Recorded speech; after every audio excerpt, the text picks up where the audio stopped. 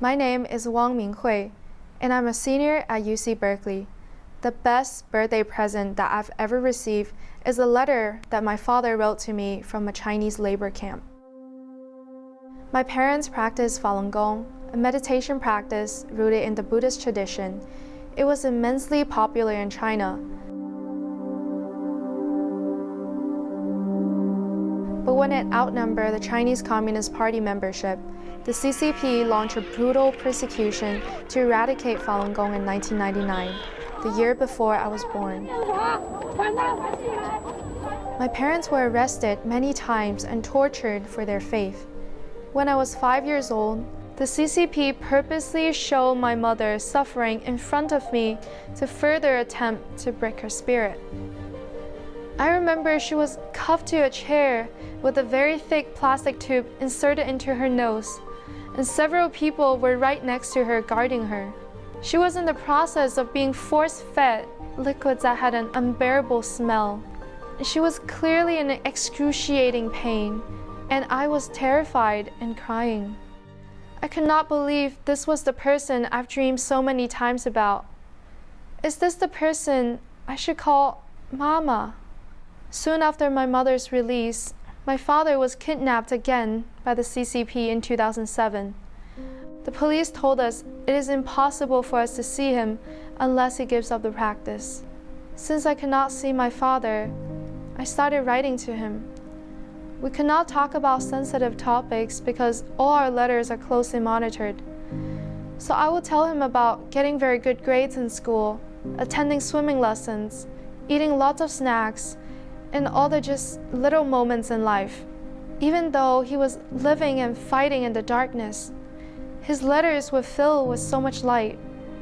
They were the most thoughtful, encouraging pieces of advice, and even brought humor to brighten up my days. One year, just before my birthday, he wrote a jingle poem that incorporated all the joyful little moments that I had included in the letters. He wrote it to me as a birthday present, and that was the best birthday present I've ever received.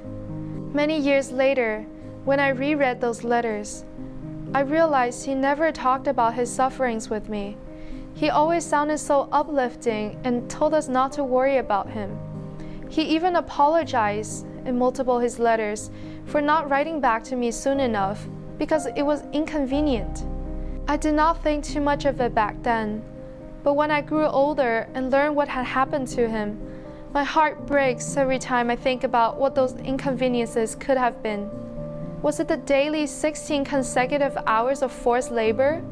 Was it day after day of being tied up to a chair without being allowed to move? Was it getting tortured excessively by the high-voltage electric baton? Or was it worse than I can imagine? I cannot bear to think too much into it, but his scars say it all.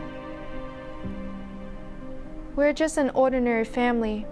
We just wanted a place to freely practice Falun Gong and freely live by the principles of truthfulness, compassion, and tolerance. And yet we had to risk everything. Millions of Falun Gong practitioners in China also share the same hope for their future, but it has not yet come true. Many of them are, at this very moment that I'm speaking to you, being persecuted inside those dark cells. We left our loved ones, our home, and our community behind in hopes for a better future. I'm incredibly grateful my family is now safe in America, where I can tell you all about our experiences without worrying that I could be killed. But many families like mine are not so lucky. There are two things you can do to help.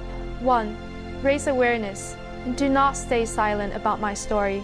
Awareness is what the Chinese Communist Party fears the most.